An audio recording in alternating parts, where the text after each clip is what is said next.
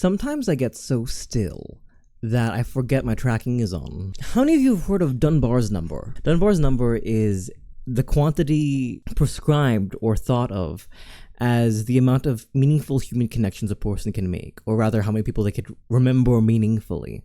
And that number is at 150. Noah Yuval Harari, in their book Sapiens, speaks to how many early tribes worked from their perspective, from his perspective as an anthropologist, because they fit around that size.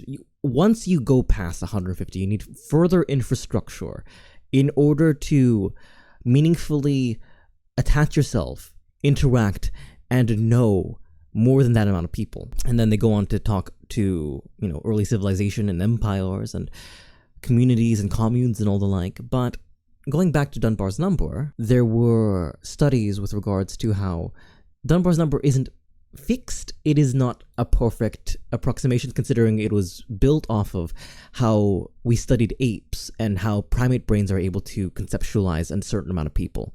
So Dunbar's number is not 150, or rather it is, but that's not the full extent over which we were able to meaningfully communicate and interact with other people. That number, its far reaches are between 95 on the lower end and 520 on the upper end, if I recall correctly. All this to say, if I'm doing my job right, I should know more than 520 people. Creators speak to audiences, or not even creators, but artists, musicians, speak to an audience of greater than 500 at a time. I think this is where chat comes from, right? Where streamers will talk to their chat rather than any specific person. I'm at the size right now where I'm able to call out very specific people because I don't have that many people in chat at any given point. But at some point, the number becomes so large that you can't really conceptualize each individual person. Or if you do, you have to add them to this canon of around 150 people. Let's say 150 people. Let's keep to Dunbar's number because I think, at least for me, that is a more comprehensible number of knowing that many people than 500. You can only meaningfully hold 150 people in your mind. Tangibly, meaningfully. So at some point, you consolidate however many thousands of people are in your chat into one, and suddenly you have a personality for them. Oh, it's chat. Chat can be funny, it can be a little lewd, it can be excitable, it can be angry. You have an idea for your fan base, and your fan base becomes a character in that way. The thing is, though, I'm concerned because I don't have more than 500 followers or people I follow on Twitter, and that's a very, very social place, right? But I noticed that many of you do. A lot of my chatters, my study buddy, but just Twitter users in general, have thousands of followers and thousands of people they follow. And how do you meaningfully keep track of all of that? I think the moots culture is really interesting, the mutuals culture, where two people, by virtue of following each other, sort of subscribe to a kind of very slight familiarity in comparison to, like, the rest of the mass that is one's following and one's followers. Somehow, by checking that they follow you, oh, we must have seen each other. Game recognized game. I think social media has connected us to a lot of people. We have a great deal of affection for people we've never met or have met in passing. And I wonder how that works in our brains, right? 150 people. Surely you've interacted with more than 150 people if you've, say, gone between 5 different jobs and they have a staff of 15 through 40 people. You can knock out 150 with that alone, let alone immediate family, extended family, people you've met in school, people you've met online. How do you meaningfully keep track of all of them?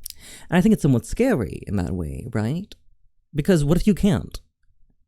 What if Dunbar's number is real? What if at any given point you only have the bandwidth for 150 people? How do you choose? How do those people stay there? Are you in somebody else's 150? We had this thing when I was growing up. It was called your T-Mobile 5. You had 5 people you had unlimited call and text with. I think it was generally kept for family members, but to have somebody in your 5 was somewhat prestigious. Who is in your 150? Past that, what can we spare? What do we spare for those who don't fit within that 150, within those archetypes? If we are to boil down communities like our chat, but also like communities that we know of, right? These other tribes. Let's say VTubers, right? Let's say VTubers is another one character, right? And let's say Twitter is another one character. If you can meaningfully interact with those, just populations, what emotions do you have to spare for them the further and further they go out? What bandwidth do you give them? What emotions do you give them? What sense of meaningfulness are you meant to give? And are you meant to? What if you are not? What if Dunbar's number exists, or the approximation of Dunbar's number exists, because it's meant to be a cautionary tale, that there's only so much in life you can care about. And while caring past that is virtuous, it is a fool's errand. Can you think of 150 causes you champion? Maybe the human brain is only meant for so much.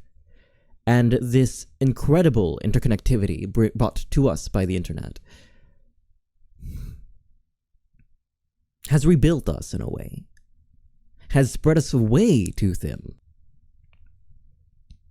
I was looking at a couple of forums recently. What inspired me to talk about this in general is I saw somebody say, I used to feel bad for them, and now I don't.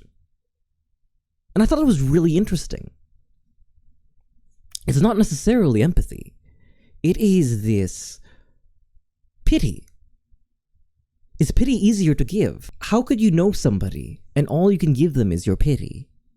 I suppose it's easier. It's easier to box them in and feel sorry instead of looking at the complexities of that person. But is pity all we have left to spare nowadays for people who are not within our 150? Oh, that's so sad. Oh, that's too bad. And then retracting that once that person has aggrieved you. I think that's especially interesting. I wonder if the bare minimum we give in terms of emotion towards our fellow human being has dropped in that way, for us to only have pity to give. And once that person is no longer worth your time, retracting even that. You know, back in the day, back in nomadic tribal cultures, I could only imagine that you wouldn't meet much more than 150, unless you went to war, in which case you're not really meeting the individuals that you were fighting against and bristling for land. I could only imagine how we're meant to cope with all of you. How I'm meant to cope with all of you. I don't know, how do you cope? What comes to mind when it comes to socialization? I'm likely talking to a lot of hermits by virtue of YouTube being that kind of space. But I don't know. In that case, the few relationships you have are even more meaningful, right? Who is it? It's kind of romantic. Ding ding ding, 10 minutes.